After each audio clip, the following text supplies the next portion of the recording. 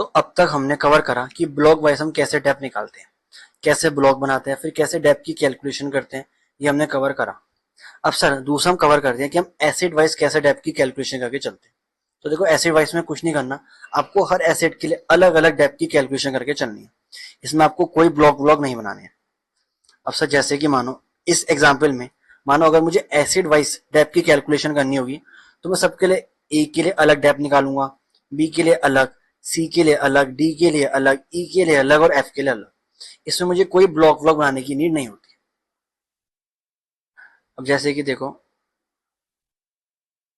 अगर हम acid wise की बात करें तो सब कुछ नहीं करना है। जितने भी एसिड हो सबके लिए अलग, सबकी अलग ओपनिंग बैलेंस आएगा, फिर सबका अलग डेप माइनस होगा, और फिर आपको हर एसेट के लिए अलग अलग क्लोजिंग बैलेंस मिल जाएगा।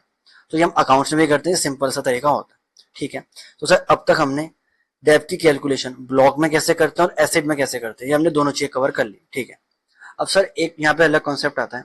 मानो अगर मैं एसिड बेच देता हूँ तो क्या करना है। देखो, अगर मैं बात करूं, अगर मैं एसिड वाइज डेप्रिसिएशन की बात करके चलता हूँ तो इसमें तो कोई ब्लॉक ब्लॉक है नहीं।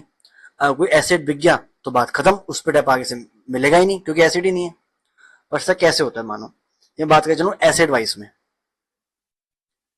ठीक है, पहली बात तो मैंने यही कही कि मैं जिस साल एसिड बेचूंगा उस साल मेरा ओपनिंग बैलेंस तो होगा, बट मैं इस साल एसिड बेच दूंगा तो कोई क्लोजिंग बैलेंस आएगा नहीं, तो उस साल डेप मुझे नहीं मिलेगा उस एसिड के ऊपर। ठीक है, अब सर होता कैसे, बात को समझो।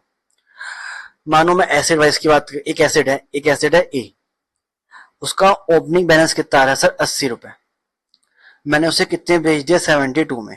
ठीक है, तो जो 8 रुपए बच गए, इस 8 रुपए को कहां लेके जाऊं, समझे, क्योंकि अब सर क्योंकि ये एसेट तो खत्म हो गया, अब कोई डेवलप तो मिलेगा नहीं, मुझे फाइनल इसका एडजस्ट करना है।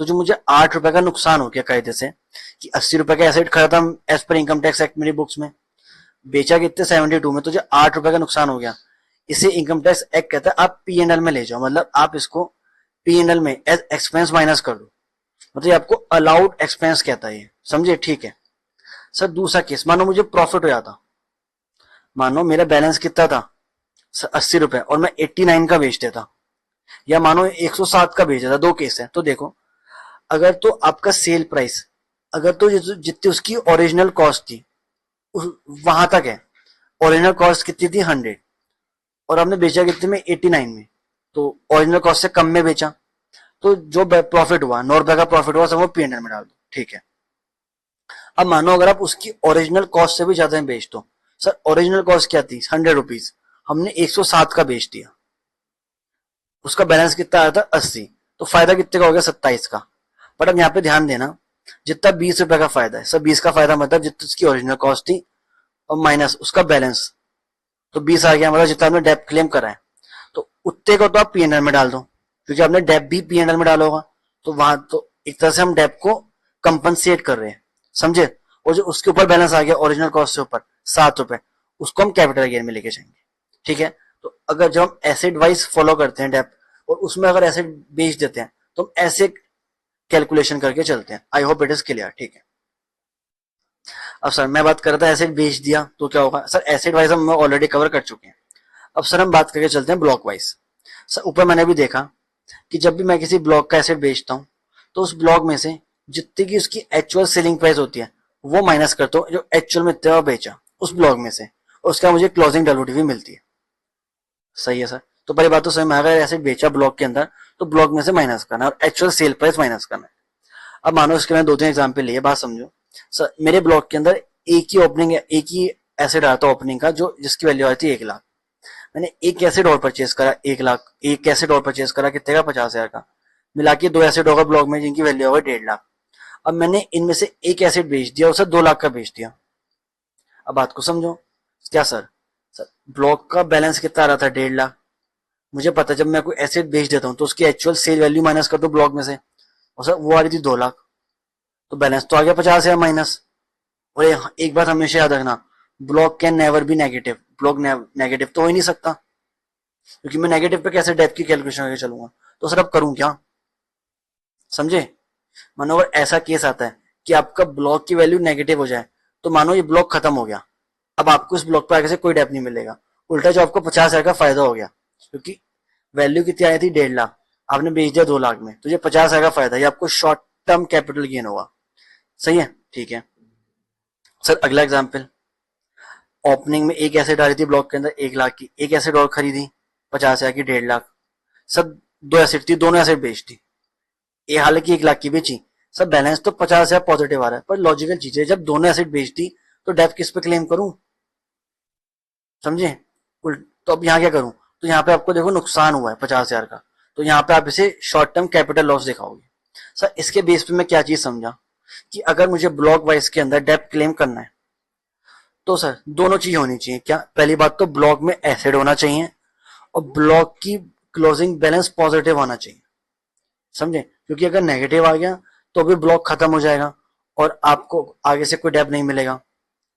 और अगर ब्लॉक की वैल्यू तो पॉजिटिव है बट कोई एसिड ही एग्जिट नहीं कर, सारे एसिड बिक गए, तो भी ब्लॉक खत्म हो जाएगा। तो अगर आपको ब्लॉक वाइज के अंदर डेप क्लेम करना है तो सर दोनों चीजें पूरी होनी चाहिए। क्या, कि ब्लॉक में एसिड भी होना चाहिए और उसकी वैल्यू पॉजिटिव भी आनी चाहिए, दोनों कंडीशन। अगर दोनों में से कोई एक भी खत्म हो गई तो जो भी बैलेंस बचेगा वो आपका कैपिटल गेन में जाएगा। और ध्यान रखना यहाँ पे हमेशा डेप्रिशिएबल एसेट पे हमेशा शॉर्ट टर्म ही आएगा, या वो अगर ज्यादा में बेच दिया है तो गेन आएगा और कम में बेच दिया तो लॉस आ जाएगा। तो ये चीज ध्यान रखना, यहाँ से शायद एमसीक्यू में आपसे पूछ सकता है। क्या, अगर आपको ब्लॉक वाइज में डेप्थ क्लेम करना है तो ब्लॉक के अंदर एसिड भी होनी चाहिए और ब्लॉक की वैल्यू पॉजिटिव भी आनी चाहिए, ठीक है ओके। अब सर जैसे देखो एक एग्जांपल और लिया, ओपनिंग बैलेंस कितना था, एक एसेट थी 1 लाख की, एक एसेट और खरीदी 50,000 की 1.5 लाख, 2 एसेट हो गई। सर एक एसेट बेची 1 लाख की, बचा कितना 50,000 बैलेंस। अब यहाँ पे देखो सब ब्लॉक की वैल्यू पॉजिटिव आ रही है, सर आ रही है 50,000 पॉजिटिव आ रही है। साथ साथ 2 एसेट थी, एक ही बेची, तो एक एसेट अभी बची है ब्लॉक में। तो अब इसके ऊपर आगे मैं डेप्थ की कैलकुलेशन कर सकता हूँ, क्यों, क्योंकि यहाँ पे ब्लॉक की वैल्यू पॉजिटिव भी है और ब्लॉक में एसिड भी एग्जिस्ट करती है। आई होप आपको यहाँ तक समझ आ गया होगा, ठीक है। तो यहाँ तक से हमने ब्लॉक का पूरा डेप्रिसिएशन समझ लिया कि ब्लॉक या एसिड वाइज में डेप्थ कैसे निकालते हैं, एसिड बिक जाए तो क्या करते हैं। तो सर हमने दोनों पूरी तरह समझ लिया, सब ब्लॉक वाइज कैसे डेप्थ निकालते हैं और एसिड वाइज कैसे निकालते हैं। आई होप आपको यहाँ तक चीज समझ में आई होंगी। अब सर आपने कहा कि डेप, अब सर अगला जो कॉन्सेप्ट आता है वो आता है कि सर डेप किस रेट से चार्ज करूं। सर रेट का इंपॉर्टेंस बहुत है। पहली बात तो जब मैं ब्लॉग बनाता हूं उस वक्त मुझे रेट ही देख के, रेट ही के बेस पे मैं ब्लॉग बनाता हूँ कि पहले मैं नेचर देखता हूँ, फिर एसेट का रेट देखता हूँ और इसके बाद ही मैं हर एसेट को अलग अलग ब्लॉग में डालता हूँ, ठीक है। तो सर रेट का इंपॉर्टेंस बहुत है पहली बात, और उसके बाद मैं इस पे जब डेप की कैलकुलेशन करता हूँ तो भी मुझे रेट पता होने चाहिए। तो सर रेट हमें याद करने पड़ेंगे। मैं आपको एग्जाम पर्पज से बताऊं, देखो बहुत सारे रेट थे डेप के, पर जितने आपके एग्जाम के लिए इंपॉर्टेंट थे मैंने यहाँ पे से वही कवर करे हैं। तो एटलीस्ट इतने तो याद करने की कोशिश करना, ठीक है। सबसे पहले याद रखो, अगर फर्नीचर दिखे एग्जाम में तो उस पर क्या रेट ऑफ डेप लगाना है, सर हमेशा 10%। तो मेरे साथ बोलो ताकि आपको चीजें याद भी हो जाए। फर्नीचर के ऊपर क्या रेट लगाना है, सर 10%। सर अगर कोई इंटेंजिबल है, सर कोई इंटेंजिबल एसेट हो तो उस पर क्या लगाना है, सर 25%, ठीक है।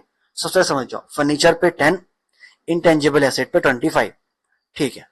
सर अगला नेचर ऑफ एसेट क्या था, सर बिल्डिंग। तो देखो बिल्डिंग पे नॉर्मली 3 रेट आते हैं सर, 10, 40 और 5, ठीक है। सर जनरल, अगर सिर्फ एग्जाम में बिल्डिंग लिखी आगे कुछ भी नहीं कहा, जनरल रेट है तो क्या मान के चलो हमेशा 10। सर अगर उसने कहा बिल्डिंग है और टेम्पररी स्ट्रक्चर है, मतलब एक टेम्पररी स्ट्रक्चर बनाया, कोई परमानेंट बिल्डिंग नहीं है, तो वहां पे लगता है 40। और अगर कोई ऐसी बिल्डिंग है जो रेजिडेंशियल बिल्डिंग है और उसको मैं बिजनेस के लिए यूज कर रहा हूँ, सर जैसे कि एग्जाम्पल मैंने स्टाफ के लिए क्वार्टर बना दिए तो उस पर लगता है 5%। I hope it is clear.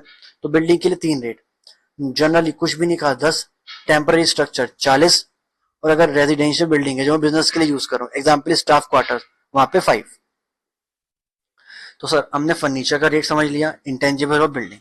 अब अगला मुद्दा आता है प्लांट और मशीनरी। अब सर प्लांट मशीनरी के अंदर क्या याद रखना है, देखो प्लांट मशीनरी लिखा है और जनरली कुछ भी नहीं कहा के बात खत्म, प्लांट मशीनरी, तो क्या रेट लगाना है हमेशा 15, ठीक है। तो प्लांट मशीनरी जनरल रेट क्या है 15। अब सर जो एग्जाम में इंपॉर्टेंट है आपसे बार बार पूछेगा सर कंप्यूटर, तो ध्यान रखना कंप्यूटर या कंप्यूटर सॉफ्टवेयर पे क्या रेट लगता है 40%। तो देखो ये एग्जाम में बार बार आपसे पूछ सकता है सर कंप्यूटर, याद रखना कंप्यूटर पे क्या है 40%। सर एरोप्लेन या बुक्स पे क्या है 40%। पॉल्यूशन कंट्रोल इक्विपमेंट में क्या है 40% और ई व्हीकल पे क्या है 40%। ठीक है, तो प्लांट मशीनरी के अंदर अगर जनरल है कुछ भी नहीं कहा 15, अगर कंप्यूटर है, एरोप्लेन है, पॉल्यूशन कंट्रोल इक्विपमेंट है या फिर ई व्हीकल है उस पर 40। सर 2 रेट आ गए। ठीक है, अब सर ध्यान रखना एक जो इंपॉर्टेंट है sir, motor vehicle. Plant machinery में एक मोटर व्हीकल भी अच्छा कॉन्सेप्ट है। सर देखो, अगर नॉर्मल उसने लिखा सिर्फ मोटर व्हीकल तो वही प्लांट मशीनरी का नॉर्मल रेट 15।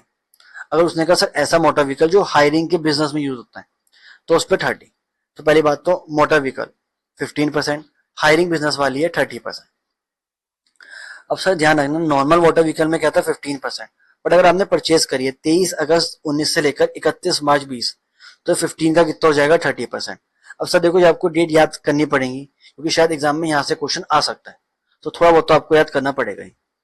ठीक है सर, हायरिंग बिजनेस में नॉर्मल क्या था 30%, बट अगर इसी पीरियड में परचेज करिए तो 45%। बस आप इतने रेट याद कर लो जितने मैंने इस पेज में कवर कर रहे हैं, आपका एग्जाम का काम आसानी से हो जाएगा। बाकी याद नहीं भी करोगे तो चलेगा। ठीक है, एटलीस्ट इतने तो याद कर ही लो।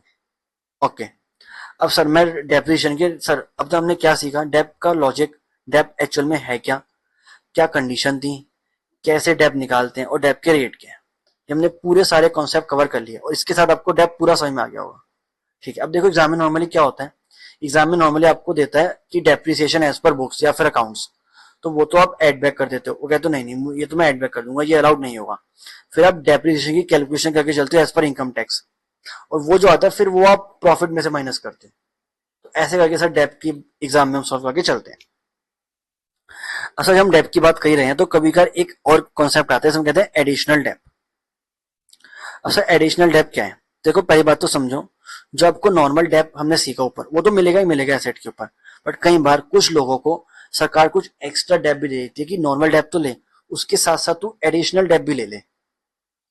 पहली बात तो सर किन लोगों को मिलता है एडिशनल डेप और कैसे मिलता है,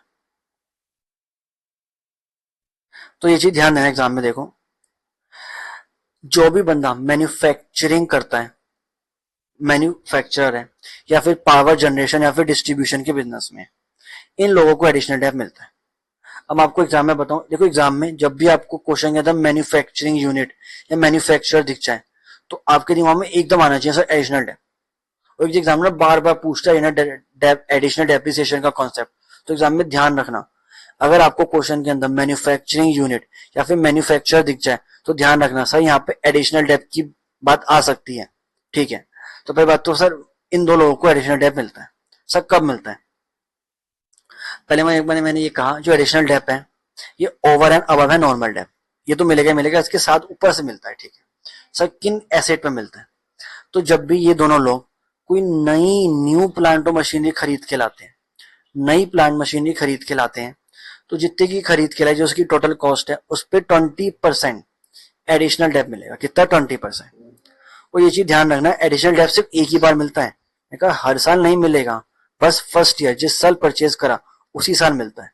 ये चीज ध्यान रखना एडिशनल डेप जिस साल आप नई प्लांट मशीनरी खरीद के लाए उसी साल आपको मिलेगा 20% के रेट से। सर आपने यहाँ पे कहा नई प्लांट मशीनरी, अच्छा मतलब अगर आप सेकंड हैंड प्लांट मशीनरी खरीद के लाओगे सर उसके ऊपर नहीं मिलेगा, सिर्फ नई प्लांट और मशीनरी के ऊपर, पहली बात। सर दूसरी बात, अगर आप उस जो प्लांट मशीन खरीद के लाए आप उस अपने ऑफिस में लगा रहे हो या फिर रेजिडेंशियल एरिया में लगा रहे हो, सर उस पर एडिशनल डेप नहीं मिलेगा। मतलब यहाँ पे कहना चाह रहे हैं वो प्लांट और मशीनरी जो आप एक्चुअल फैक्ट्री में लगा रहे हो, जो मैन्युफैक्चरिंग यूनिट में लगा रहे हो उस पर मिलता है, ना कि कोई ऐसी प्लांट मशीनरी जो आप ऑफिस या फिर रेजिडेंशियल एरिया में लगा रहे हो, इस पर एडिशनल डेप नहीं मिलता है। इसके अलावा शिफ्ट, एयरक्राफ्ट, ट्रांसपोर्ट व्हीकल्स पे भी एडिशनल डेप नहीं मिलता है। कोई ऐसा एसेट है जिस पर 100% डिडक्शन क्लेम कर चुकी हो, आगे हम पढ़ेंगे कुछ एसेट होता है, कुछ एसेट के केस में मुझे पहले साल ही 100% डिडक्शन मिल जाती है, तो ऐसे केस में आपको एडिशनल डेप नहीं मिलेगा। तो देखो ये भी चीज एग्जाम में बार बार पूछता है कि कब एडिशनल डेप नहीं मिलेगा, तो ये तो चीज ध्यान रखना। ठीक है, ये बात समझ में आ गई सर, समझ में आ गई।